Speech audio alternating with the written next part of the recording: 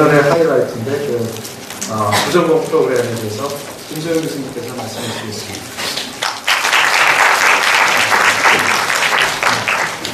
안녕하십니까. 과학기술 정책대학원에서 한국문제 과학 기술 정책 가르치고 있는 김소영이라고 합니다. 인문사회과학부 오늘 감기가 걸려서 좀 목소리가 안 좋아서 죄송합니다. 인문사회과학부에서 정치와 관련된 수업도 많이 가르치고, 그리고 여러분 좀 싫어하시겠지만 프레시맨 디자인 수업 때문에 여기서 많이 해봤는데요. 부전공 프로그램에 이제 2011년에 시작을 합니다. 근데 재밌게 오늘이 수능이잖아요. 그래서 대학원이나 부전공이나 사실 우리가 어떻게 입학하고 어떻게 거기에 들어갈까 고민하는데, 거꾸로 돌아가서 이제 제가 맨 처음에 대학교 들어갈 때 생각을 했는데, 그때는 지원을 해가지고 그 학교에 가서 시험을 봤었거든요. 그래서 이제 그때 생각이 많이 나면서 제가 처음에 이제 영어 교육을 전공을 했는데, 그 이유는 그냥 그게 가장 안정되고, 그 다음에 여자 성적도 괜찮다니까 이제 아무 생각 없이, 여기 생각 없이 들어온 사람도 많죠. 생각 없이 이제 거기 간 거예요.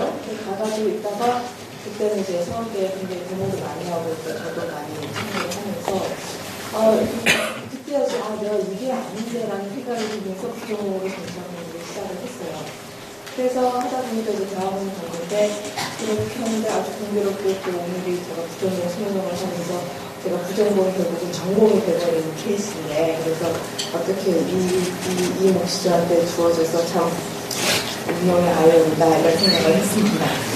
근데 이제 여기 있다 보면 부전공 해서 제가 전공으로 돌아갈 사람들도 있겠지만, 이 부전공이라는 게 부전공으로 그냥 끝난 사람들도 많이 있겠죠. 그래서 궁극적으로 과학기술의 연구자들이 있는데, 아까 선생님 말씀하시면서 과학기술이 이제 두 가지로 생각할 수 있고, 제가 어떻게 하면 과학기술을 잘해볼 것인가 하는 정책이 있고, 그런 거는 이제 과학을 위한 정책이겠지만, 두 번째 보면은 과연 과학이 우리 사회에, 그리고 인류 사회의 중요한 문제를 잘 해결하는 데 도움을 주고 있는지, 또 어떤 문제점이 있는지, 이런 것들을 보다 객관적으로 보는 그런 두 번째 분야도 있어서, 여기 이제 안 좋은 그림들은 이제 그런 것들이 나타나는 거죠.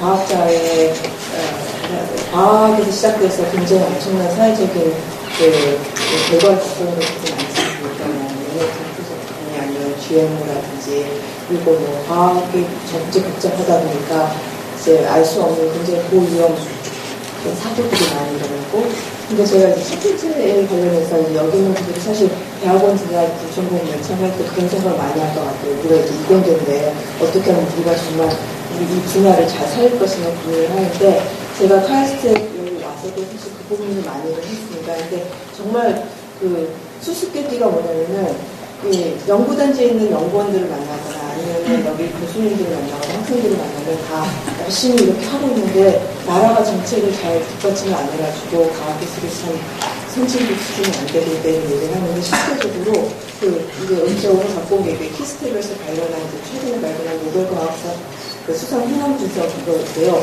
최근에 G20이 열렸잖아요. 그 G20가 스무 나라인데, 거기에 노벨상이 없는, 과학상이 없는 나라가 6개 나라인데, 거기에 없는 나라들이 남아프리카나 이제 앞쪽에도 있으니까, 그런 후진국들인데, 이제 우리나라가 유일하게 거기 이제 후진국에 들어가 있고, 그 다음에 이제 이분도 뭐냐면은, 그런데 우리나라의 연구개발 기준이, OECD 자료 보면, 세계에서 가장 연구개발 기준, 그러니까 GDP 대비 연구개발 기준이 가장 빠르게 증가하고 있는 나라가 우리나라고, 그냥 수준, 양을 가지고 있는 우리가 미국, 일본, 독일에 의해서 3위거든요.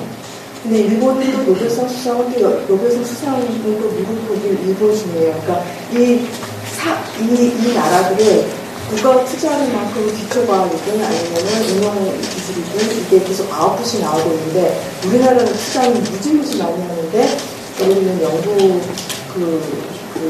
예를 들어서 논문 수도 굉장히 미치고, 그리고 아주 그런 거는 뭐냐면 미국에 대부분 유학을 가게 되면 여기 계속 과학기술 공부를 하게 되면, 근데 미국에 유학을 가면 사실 안 들어오는 사람들이 많아요. 그래서 그게 소위 말하는 국내 유출되는 사람들, 이 정도로 심각한 문제인데, 90년대 후반에 미국에서 이제 한국 유학생들을 대상으로 이제 서비스 했더니 50%가 한국에 들어오지 않다고 얘기를 했대요.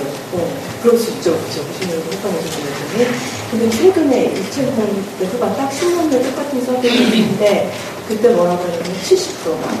그러니까 10년 사이에 무려 20%포인트가 한국에 안 들어오겠다고 대답을 했다고 합니다. 그리고 또 우리나라에서 진짜 연구자, 그러니까 그냥 연구원에 있는 석사 출신들이 아니고 그냥 교수님들 편에서 시리어스 연구자들이 한 6,300명이 있는데 그 중에서 그 노벨상에 근접하다고 하는 게 그 SCI 하이리 사이리트 그 랭킹이 있는데 거기에 근접한 사람이 4명이 있다고 그러더라고요, 우리나라에. 근데 일본은 260명이 있다고 하는 거죠. 그러니까 일본이 그 노벨상의 수상 그 국가적으로 벌써 4번째인데 그게 일본 왜 이렇게 잘했나 하는 거 영향을 불만이 그런 건데 제가 말씀드리고 싶은 것은 이제 과학기술을 공부를 하면서 그러니까 자기가 잘하는 것도 중요하지만 자기를 둘러싸고 있는 환경에 대한 이야기가 상당히 중요하거든요.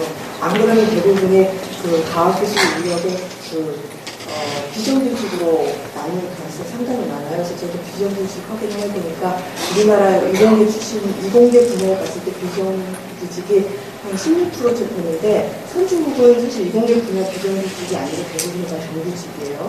근데 그리고 또 여성 인력을 보면 우리나라 이공계에서 여성 인력들이 비정규직은 한 36%를 차지한대요. 좀 불쌍한 현실이죠. 근데 미국 같은 경우는 참 많은데도 불구하고 16%밖에 안 된다고 그러고 그래서 사실은 우리나라의 과학기술진흥에 대한 정책이 굉장히 모자란 건 사실이면서 때와 동시에 이러한 문제점들, 그러니까 자기가 과학기술 공부하면서 이것들이 어떤 함의를 갖고 있는가, 자기가 연구실에서 예를 들어 필사수를 하나 더 이렇게 옮기는 이 행위 자체가 얼마나, 그건 별거 아닌 것 같은데 이게 얼마나 의미가 있는가, 이런 것들을 돌아보면서 좀 깨어있는 연구자, 그리고 또 사실 자기 주변을 돌아볼 수 있는 그런 그 생각 있는 그 과학기술인이 되기를 진심으로 바라면서 이 간단한 소개를 마치고요.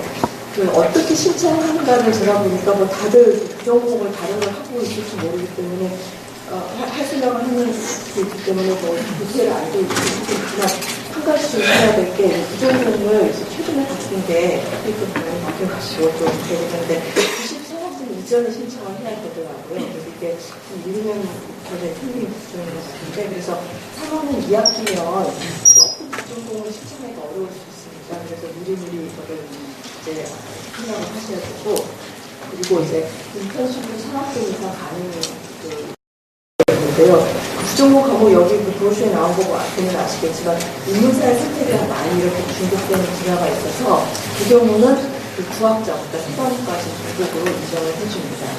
그래서 제가 간단하게 그 대학원은 굉장히 표현해가 될 겁니다. 근데 부전공은 별로 많지 않았으면 좀 정리를 해보면 이제 부전공부를 하는데 인턴십 엄청 좋잖아요. 자기 레주메에도 한 번씩 올라가고 그래서 이제 다른 데서 부전공 인턴십을 많이 하는데 또 어떻게 여기서 운영하는 그런 질문이 있을 것 같은데 우리 학교에서 인턴십을 주로 능력개발 센터에서 주관해서 하거든요. 그래서 거기서 링크를 시켜주는데 여기 같은 경우는 저희가 테스트나 스태프나 뭐 여러 군데에서 사실은 계속 문의가 들어옵니다. 그래서 학생들 보내달라고 여기는 우리 학생들을 공부시키는 게 목적이기 때문에 오히려 다른 사람도 소개시켜줘가지고 그런 경우도 많아요. 그래서 인턴십 걱정은 많이 안 해주실 것 같은데 주로 인력개발 센터보다는 저희한테 먼저 들어오는 걸 목표로 해서 조정을 해주는 그런 형태가 될 것 같고 보통 1개월 하는 1학년 인력개발센터에서 2개월 이상 하면 3학점을 줍니다. 여기는 그냥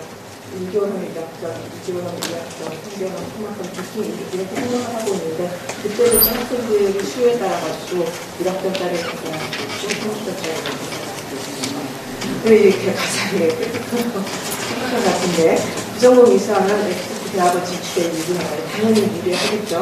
근데 이게 가만 생각해보면 부전공을 만약에 10명 하는데 우리가 대학원생은 5명을 뽑는다. 부전공을 신청하는 사람이 10명밖에 없다고 해서 분명 유리하는데 부전공을 수십 명이 신청한다고 그러면은 그 사람들에게 다 혜택을 준다 하더라도 워낙 굉장히 세니까 그래서 이 질문은 사실은 그 부전공의 사이즈와도 관련된 것이고 또 대부분은 부전공을 하다가 잘 못하게 되면 사실 오히려 안 좋겠죠. 그러니까 정답은 유리는 한데 어떻게 중국을 다니느냐가 또 중요한 답이고 아까 말씀드린 것처럼 인문사회과학 중에 어떤 것들이 부정으로 되는 것을 지금 이제 프로시에 나와 있습니다.